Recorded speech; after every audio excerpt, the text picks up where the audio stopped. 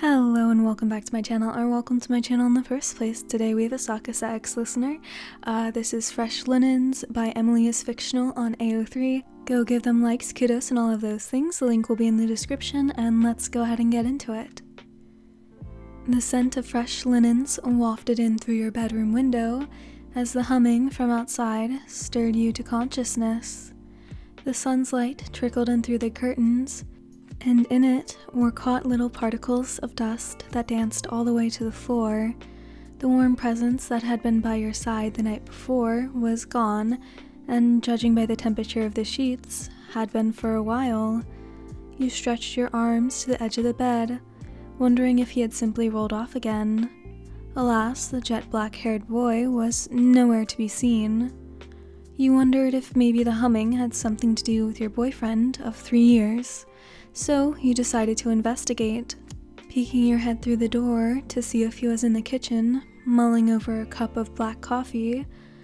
You found your boyfriend was nowhere in sight. The apartment you two shared wasn't small by any means, but you could pretty much see the layout of the whole place from the bedroom door. He didn't have practice today, you thought, so where is he? The apartment was spotless. Not that the apartment was usually dirty, but a certain someone had definitely been through it this morning. Even the blanket you had been cuddling under on the couch the night before had been folded and put away. That's when you noticed the door of your balcony was open a smidge. You wouldn't have noticed if it wasn't for the small gust of wind that blew in, making the wind chimes you had precariously installed last week jingle. As you carefully trotted over to the slightly cracked open balcony door, you heard that humming again. It was a familiar melody, but not one you had heard in recent years. Sakusa Kiyoomi. Simply thinking about his name made you feel as you had all those years ago, when after the incessant prodding of Hinata and Bokuto, you finally told the oblivious man that you had a mad, stupid crush on him since high school. Or at least you think that's what you said. After you confessed, he kissed you, and you didn't remember much other than your heart feeling like it was going to explode, and that Sakusa Kiyoomi, the biggest germaphobe on the planet, was kissing you. You felt like the luckiest person on the planet. You opted out of remembering that he had scrubbed his face after announcing that next time he would be more prepared. You had only remembered his promise of a next time and seen the slight blush on his face. Now, 3 years later, you watched him meticulously hang up towels and sheets from the laundry to dry. Though he no longer had to sanitize his face every time he got within breathing distance of you, he still liked to keep everything clean. He wore an apron that you had gotten him as a gag gift 1 year. It was carefully tied around his waist, and though his back was to you, you knew it said, "You just got served," on the front, along with crude pictures of volleyballs replacing the 2 O's. You had gotten it for him because of the sheer stupidity of the gift, sure that he would hate it. But Kiyoomi had seemed to take to it, and now he wore it all the time.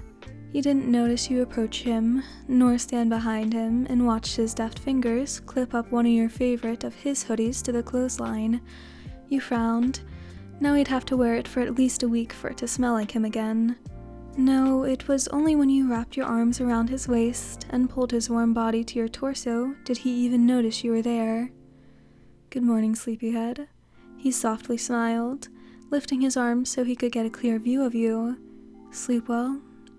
"Would have slept better if you were there when I woke up," you complained, resting your head on his back and feeling the shifting of his muscles underneath the black wool sweater he wore.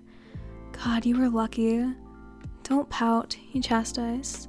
"It's not fair." That only made you pout more. "Sorry for wanting my fool of a boyfriend to be there when I wake up in the morning. I had to get the laundry out. I didn't want anything getting wrinkled." You sighed.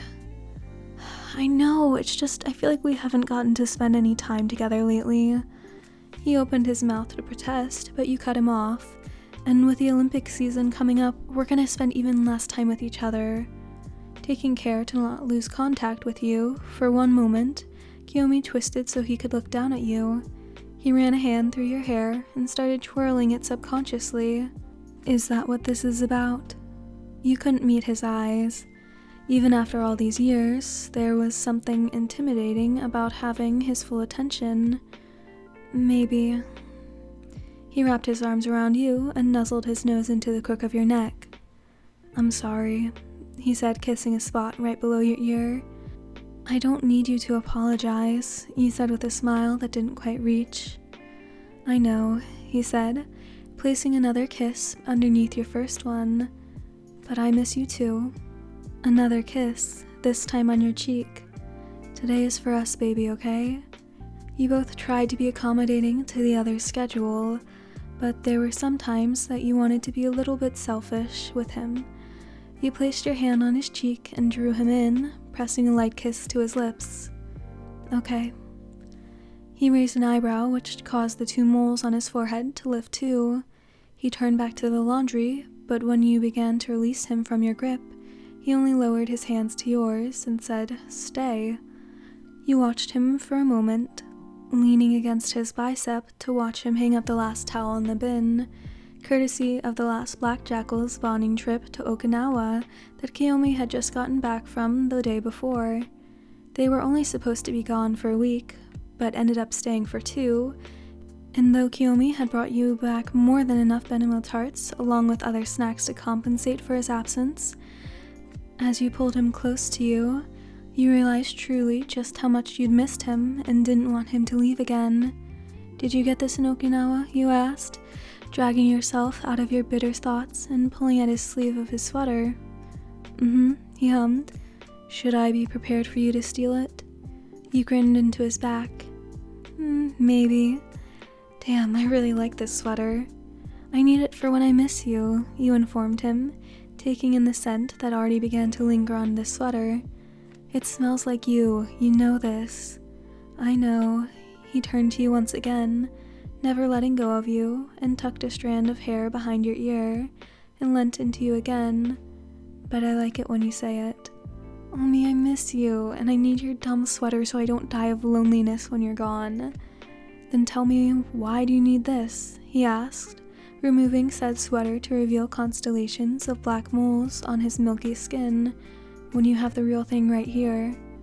You kissed one of the moles on his collarbone and looked up at him again, grinning. "Why indeed?" And with that, he hoisted you over his shoulder, carrying you back inside, through the kitchen, to the room, quite possibly in the entire apartment that Kiyoomi's cleaning antics had gotten to yet that morning. "Sakusa Kiyoomi, you put me down this instant." "All right," he said. So he did, and he closed the bedroom door. Yeah, the luckiest person on the planet sounds about right. Alright, so that's the end of this one. I hope you enjoyed. Go check out the author in the description, along with music link, fanfic link, Discord link, and thumbnail art link, so those will all be down there, as well as the summary for this fic. I hope you have a great rest of your day, night, whatever, and I hope to see you in the next one. Goodbye!